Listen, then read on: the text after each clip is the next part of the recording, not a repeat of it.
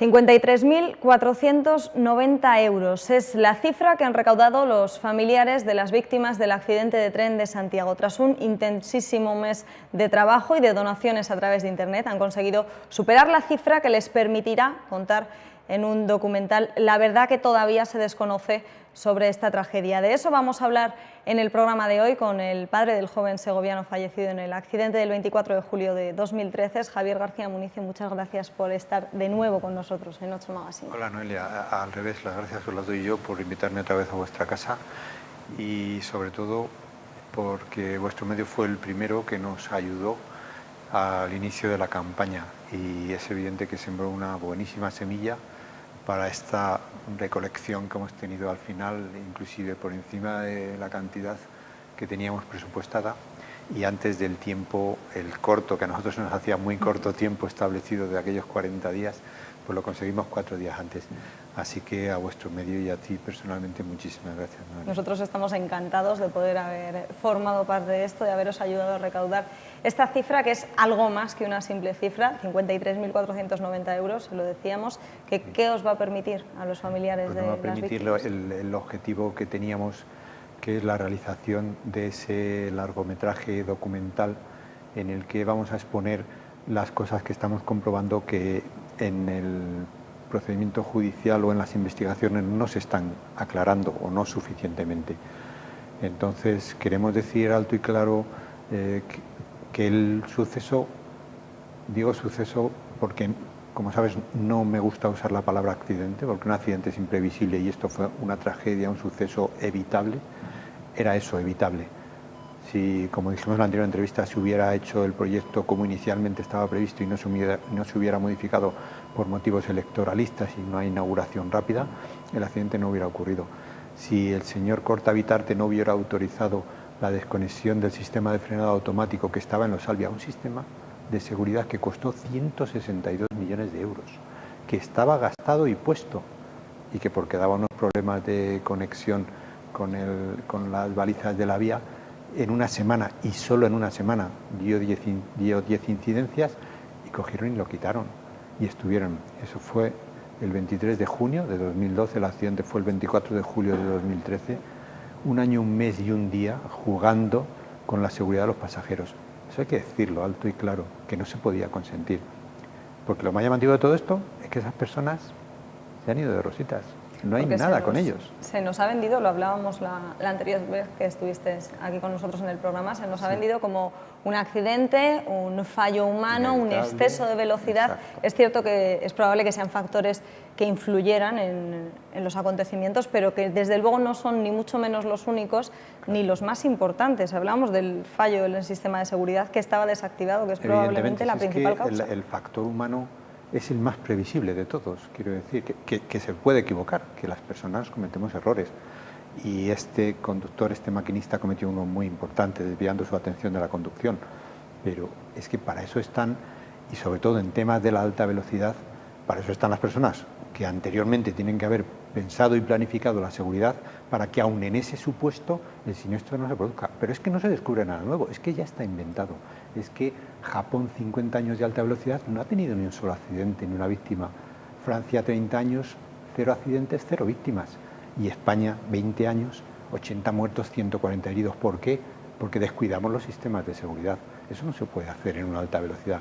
Y ha habido personas que lo han hecho. Esas son las auténticas, a nuestro juicio, los auténticos responsables, aparte de la parte de culpa que tuvo el maquinista, ¿no? Porque es más, Javier, para este documental ya tenéis una buena parte andada, que son no solo los testimonios de las personas que sobrevivieron al accidente, también de los familiares, sí, de la gente cercana, sino que hay ya estudios hechos que habéis estado promoviendo desde la asociación, sí, que demuestran todo esto que nos estás diciendo. Efectivamente, opiniones de expertos ferroviarios que simplemente ratifican esto que estamos diciendo, que obviamente si no nosotros no lo podríamos conocer, no tendríamos acceso a esas fuentes de información, pero ingenieros y, insisto, y expertos ferroviarios son categóricos en el sentido de que es que si las cosas se hubieran hecho como se tenían que haber hecho, como estaban planificadas, simplemente, pero claro, eso obligaba a que se hubiera inaugurado la línea en 2015 y se hizo en 2011.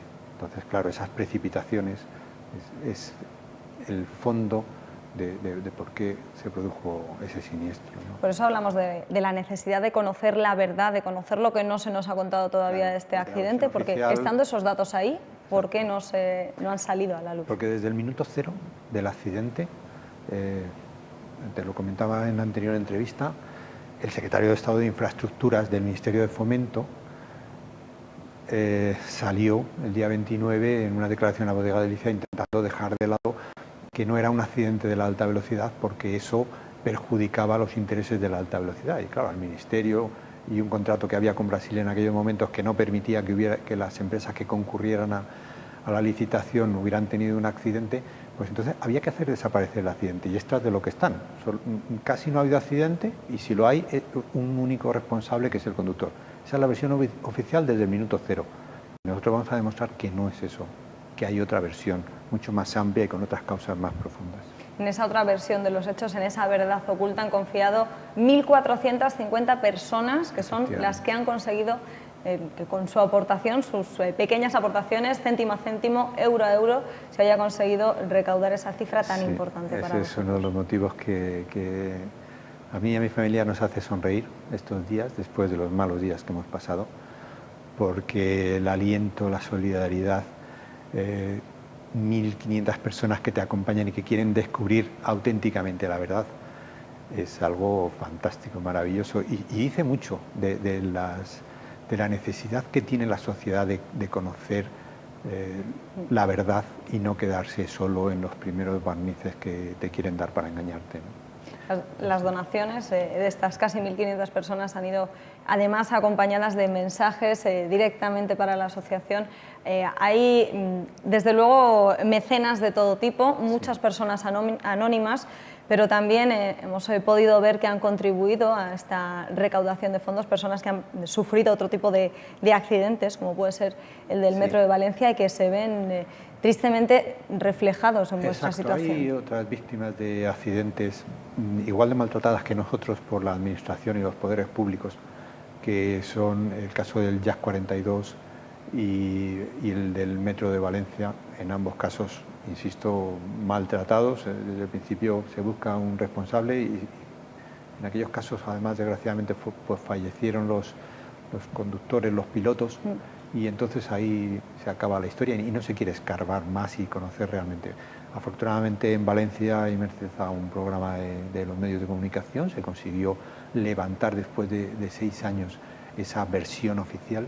Y ahora mismo, que por cierto me llama la atención respecto a nuestro caso, pues los responsables de seguridad del Metro de Valencia están encausados por el juez. El juez les ha encausado. Y lo mismo ocurre con otro siniestro similar, que es el de Madrid Arena. En el caso de Madrid Arena, con 4 víctimas, lamentables víctimas, y lo siento, y les acompaño en el dolor a sus familias. Pero la investigación, el juez instructor tiene imputados desde el jefe de la Policía Municipal de Madrid por haber enviado 12 efectivos donde deberían haber habido por lo menos 70 o más, a por supuesto todos los responsables de seguridad de la empresa. Están todos imputados. Curiosamente, en nuestro caso, no hay ningún responsable de seguridad imputado. En la mayor tragedia de la historia ferroviaria de los últimos 50 años, no se busca ninguna responsabilidad entre aquellos que tenían que velar por la seguridad. Sorprende ese tratamiento distinto judicial. Conseguir cambiar esto es un poco el objetivo final de ese documental. Por supuesto, contar vuestra historia, contar lo que ha pasado, todos los datos que tenéis, pero también conseguir que se haga justicia finalmente. Sí, sí, por supuesto. Y además es que nos parece que tiene que ser ejemplarizante para la sociedad, porque es que comprobamos que hay personas en las instituciones, en estas empresas públicas que tratan de defender sus intereses por encima de las vidas de las personas, que es lo primero que tiene que hacer un medio de transporte público, es conseguir llevar a los pasajeros sanos y salvos a su destino, ¿no? Bueno, pues aquí no, aquí lo único que prima son los intereses de las grandes compañías, de la alta velocidad, los contratos en juego, y las personas que se han ido, pues se siente que no hubieran montado prácticamente, ¿no? Y lo digo porque algunas de las personas que tendrían que estar muy calladitas o al revés, haber dimitido y haberse ido, pues cogen alas con esta falta de responsabilidad, con esa falta de que la sociedad les señale o judicialmente, y entonces hay personas como un señor que se llama Barón de Angoiti, José Enrique Barón de Angoiti, que hace poco, en la comparecencia que tuvo en una comisión que hay en el Congreso, desgraciadamente no para investigar las causas del accidente de Santiago, sino para pseudo mejorar para el futuro, pues tuvo la desfachatez de comparecer. Bueno, ese personaje es el mismo que a los pocos días del accidente, cuando se comentó en los medios que por qué no había la seguridad precisa y necesaria en aquel medio, este señor dijo que es que no todo el mundo podía viajar en Mercedes, lo cual ya es llamativo y dice mucho de la calidad humana de este personaje. Pero es que ese es el mismo que hace unos días compareció en esta comisión del Congreso y dijo que no entendía cómo seguían proyectándose las imágenes del vídeo de seguridad en el que aparece el tren, esa debacle, aquella tragedia enorme que ocurrió, que eso en ningún otro país hubiera pasado. Es decir, en vez de eso, dimitir y asumir sus responsabilidades y decir, lo siento, lo he hecho mal, me voy, pues no, están en el sostenella y no en mendalla y esto, la culpa es de quien lo está enseñando. En vez de ir al meollo del asunto, nuevamente, que no, esto lo que hay que hacer es taparlo y ocultarlo y por favor dejen ya de poner esas imágenes que me fastidian un poquito cuando estoy comiendo y me los ponen en la televisión. Si hablamos de los responsables, este asunto llega a salpicar incluso al actual ministro de Justicia, o sea que entenderán en sus casas la indignación de los familiares de las víctimas de ese accidente. Por el momento hemos conseguido un respaldo muy importante de los ciudadanos que queremos conocer qué es lo que pasa, que queremos apoyar en la medida de lo posible a las víctimas de este accidente, pero yo sé que esta buena noticia de la recaudación viene acompañada de otra que no lo es tanto, porque en el terreno judicial parece que no estamos avanzando como quisiéramos. Sí, efectivamente. Comentaba que el día 8 alcanzamos la recaudación propuesta, pero lamentablemente el día 9 nos enteramos por los medios de comunicación gallegos, La Voz de Galicia, que el juez, el nuevo juez del que estábamos pendientes y expectantes por ver si tenía la valentía, la gallardía que tuvo el anterior, el juez Alaez Lejerén, pues el nuevo no está, parece ser que no está tanto por llegar hasta el fondo del asunto. Lo digo porque ha denegado que uno de los peritos, este juez marcó un plazo para finalizar la entrega de los informes de los peritos judiciales en el 30 de enero.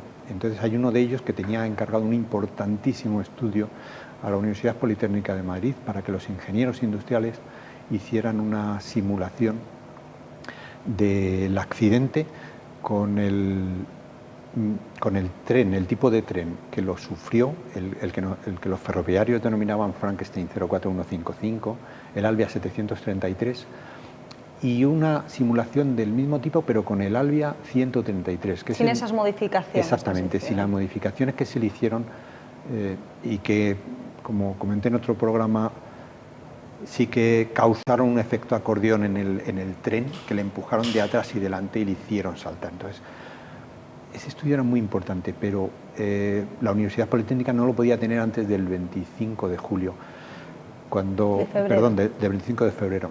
Como el plazo era el 30 de enero, el perito, que es ingeniero industrial, instó a la universidad a que acortaran los plazos y le aseguraron que como máximo el día 17 de febrero lo tendrían. Y entonces él se comprometió ante el juez en una semana a evacuar su informe y el 25 entregarle el informe definitivo. Son 25 días más, que respecto a los 18 meses que llevamos desde el accidente no parece excesivo, ¿no? Pues el juez ha denegado la pericia y no se va a poder llevar a cabo y no se va a saber qué hubiera ocurrido si ese viaje se hubiera hecho con un tren del tipo del modelo original Alvia 133 en vez de el que nosotros pensamos que agravó.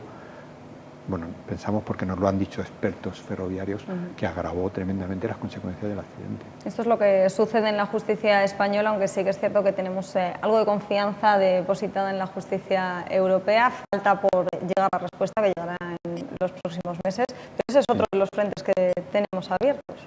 Sí, es una pena que tengamos tantos cuando yo creo que las víctimas de esta tragedia tendríamos que ser mimadas o consoladas al menos, ¿no? Y resulta que ante la falta de colaboración se llena a los responsables políticos la voz y la boca diciendo vamos a llegar hasta el final, nos vamos a ayudaros y se harán las investigaciones. Luego es mentira, no se hace nada de eso. Inclusive como estáis escuchando judicialmente, pues también deja algo que desear, ¿no? Entonces no nos dejan salidas, entonces tenemos que buscarlo nosotros por el honor de nuestros fallecidos y de las personas que han sufrido graves secuelas por ese accidente. Hay que enseñar a la sociedad que esto no se puede repetir y que, como era evitable, vamos a demostrar cómo se podía haber hecho y quiénes tuvieron la culpa y la responsabilidad de que no se hiciera así. Ese es el objetivo de este documental, que gracias a sus aportaciones, a las de todos ustedes, va a ser posible. Tenemos una fecha, esperemos que se presente por entonces, coincidiendo con el triste segundo aniversario de ese accidente, el 24 de julio. Para ese momento, para el segundo aniversario, se quiere hacer ya una presentación y luego ya llevarlo a esos festivales europeos, internacionales que se pretende, para que tenga difusión, porque, insisto, estamos comprobando y tenemos la sensación de que a nivel nacional todo el empeño de los dos partidos que han tenido responsabilidades, unos por la inauguración y otros por el mantenimiento, y la no exigencia de responsabilidades a aquellos que tenían que haber dimitido o que les tenían que haber cesado, pues como lamentablemente los dos partidos principales quieren que el tema se tape, se oculte, se cobren las indemnizaciones y os vais. Pues no, nosotros no estamos por eso. Javier, desde aquí os damos todo el apoyo y los ánimos del mundo para seguir adelante con esta lucha. Es fundamental y yo lo agradezco. Mi comparecencia aquí es fundamentalmente de agradecimiento y lamento haberme extendido en otros temas que no quisiera. Solo quiero dar gracias a vosotros por apoyarnos y a esos casi 1.500 mecenas, que me consta que hay muchos sin grandes posibilidades. Todos conocemos la situación de paro y demás, ¿no? Y sin embargo hay muchas pequeñas aportaciones. Pues gracias por esa generosidad, gracias por apoyarnos. Con ese mensaje nos quedamos, Javier. Gracias por haber estado con nosotros. Gracias. Nosotros tenemos que hacer una pequeña pausa, no se vayan, porque nada, continuamos con 8 Magazine.